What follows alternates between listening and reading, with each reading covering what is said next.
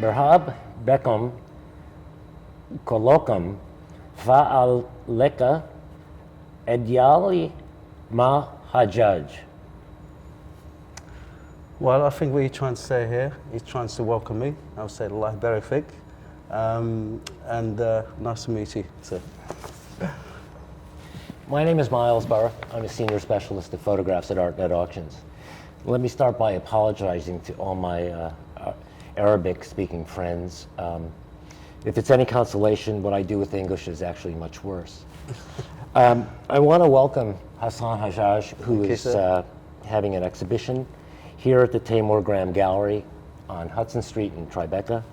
It just opened 2 nights ago, and I hope you will see the work because a camera, video, film just can't do it justice. It is important work.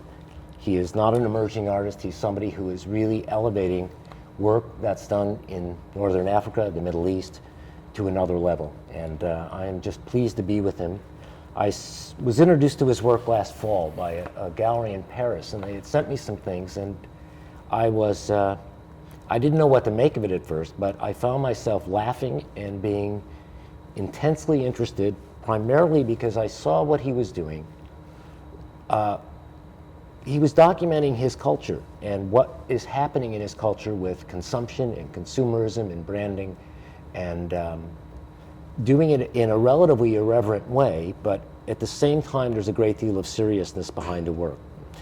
So having said that, I'm going to ask Hassan to just begin by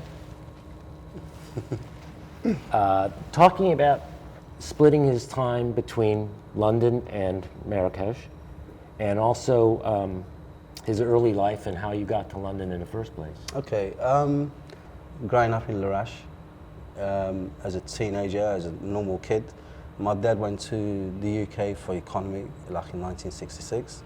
So I was left behind with my mum, my auntie, my sisters. We sort of kind of joined him around 1973.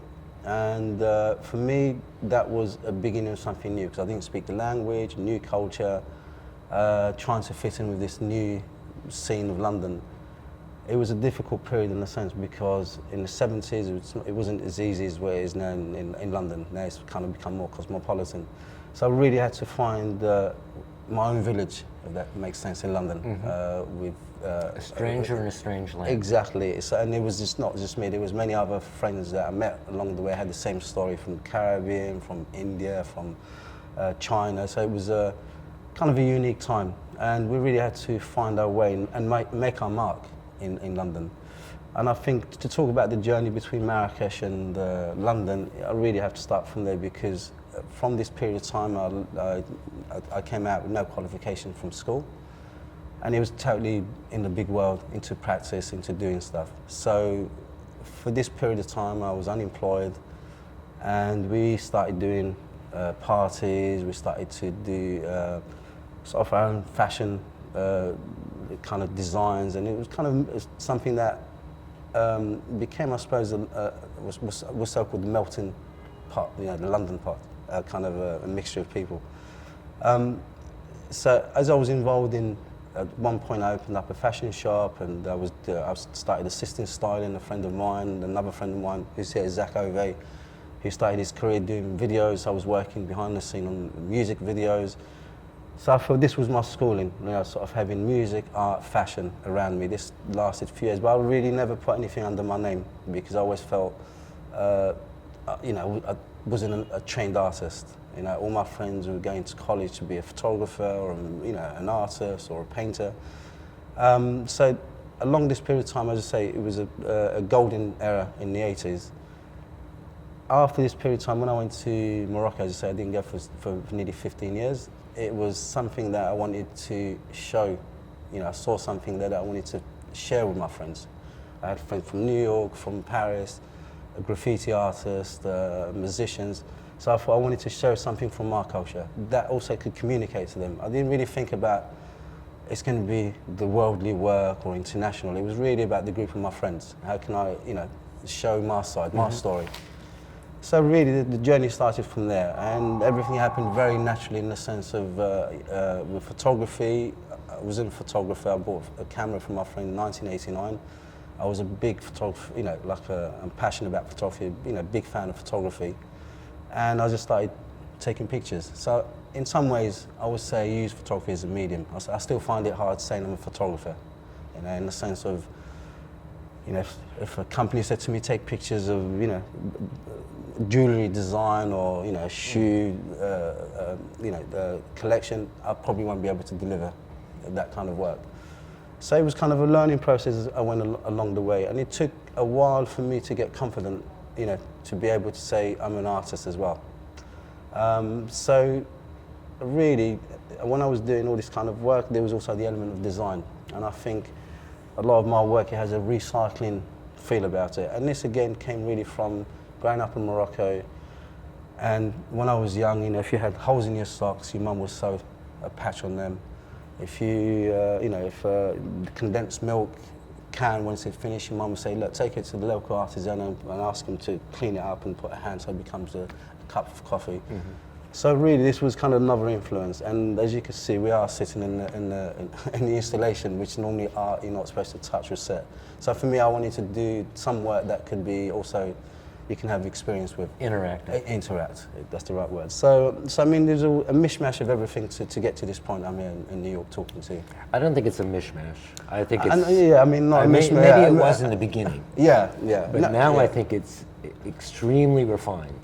Yeah, it took a while. It was an element of finishing to the work, which is playful, but yet, as I was saying, serious.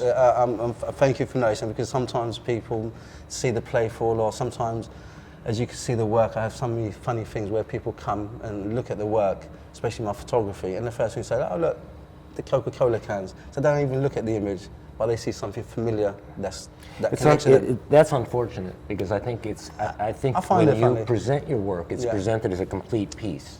Yeah. It's not about the photograph, it's not about the sculpture, it's about the two that are so interrelated. I agree, but I think sometimes what's funny is somebody who may be not familiar to this type of work, if they see something like, i.e. a can that they're familiar with, then at least you've captured their mind, hopefully to take them in a journey to look more, in a sense. Mm-hmm. So they might start with the frame, and then they have to look at the picture to see why this frames with this picture, and then you can take them on a journey. So it kind of works on both sides, but also it shows you the power of the brands, how powerful they are. But it also shows me how deceptive reproductions of artwork can be. Yeah. Okay. She's all right, she's with us. Because when I saw your work at first, it took me several minutes to realize that what was going on around the photograph were real objects. They weren't photographs of a real object, but they were the real object because they were so perfectly photographed. Yeah. But in a way, the more perfect your work is photographed, the less it's understood. Yeah. It almost needs the finishing an touch. Angle, because if you look at it dead on, you don't get the full impact of what you're doing. Yeah, I think it's worked in many layers. With using this, if we're talking about the photography with this kind of framing. For me, I found, firstly, when I had the opportunity to do my first show in photography, it was easy for me. I'm a big lover of handprint photography and a beautiful frame. Mm-hmm. But at that point, I just felt in my stage and age, I was still young enough to make it a little bit, trying to challenge the fine art as well, because photography sometimes can get lost in this, and trying to make a mark in my work. So because of my old work, and as you can see in my installation, I use a lot of objects and brands and stuff like this, so I wanted to have this touch in my photography. Mm-hmm. And also I realised it's, subconsciously I didn't even know, but I realised that actually I'm also doing repeated patterns like mosaics, which we have, in Morocco we have everything repeated. Yeah. So this came out naturally again, and I think sometimes even for me to understand my work, it's only when I do the work, then I can look and analyse it. Why did I do that? And then I can trace it back to something else. And this was one of them.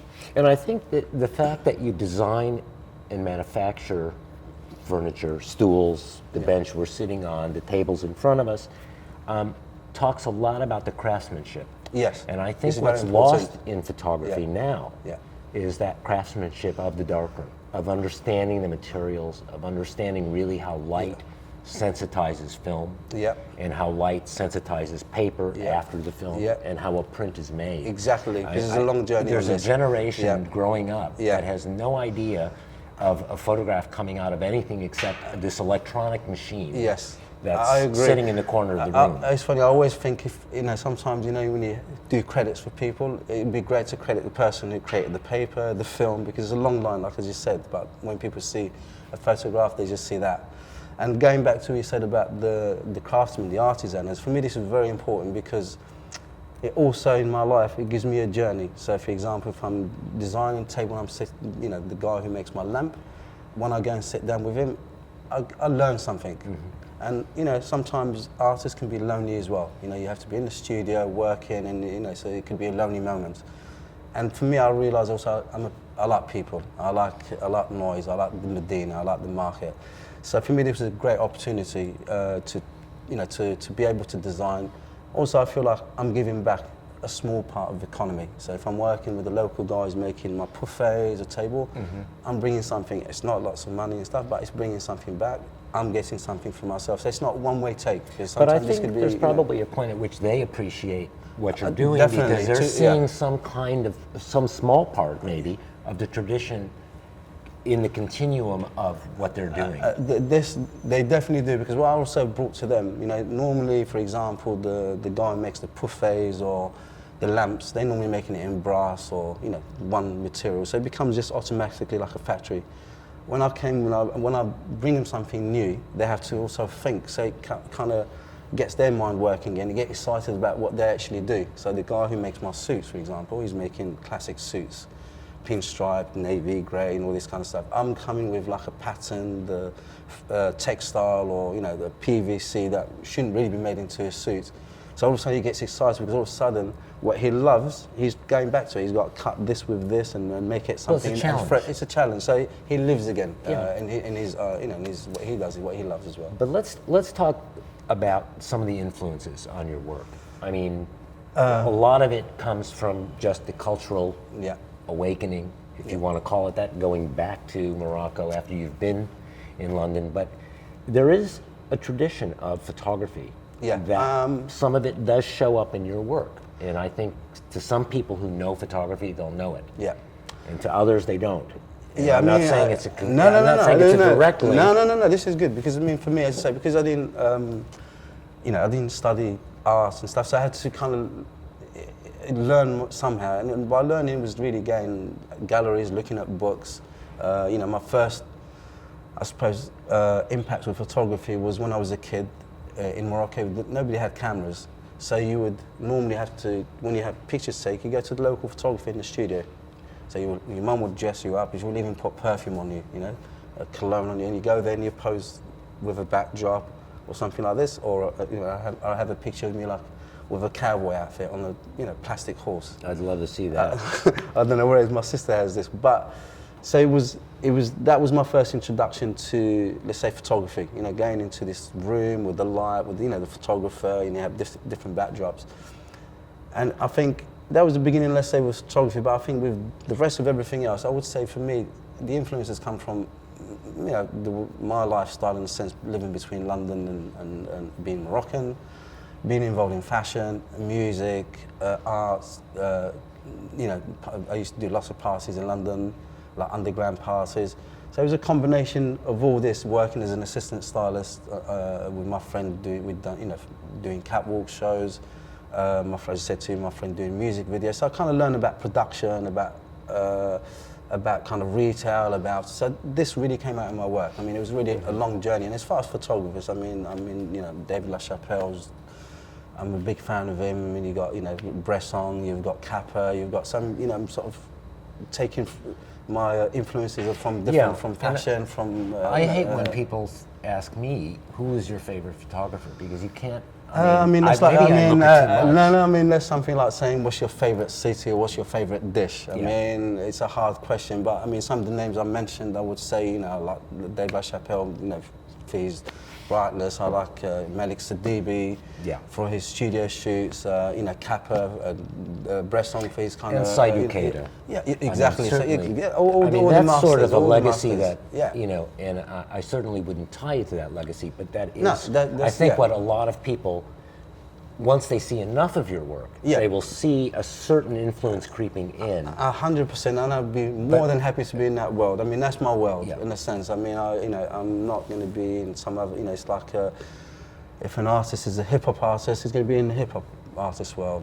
For me, like what you said, for me, I'll take that as a compliment, because that's my world, that's where I'm coming from. I look at myself for the next generation from that's been moved around. Lots of those photographers would be normally shooting in their towns. But, as I say, so they will have pictures of people from their cities or towns. I'm sort of somebody who's been scattered, so I'm expressing my side. Somebody who's been the influences of the two worlds, in a sense.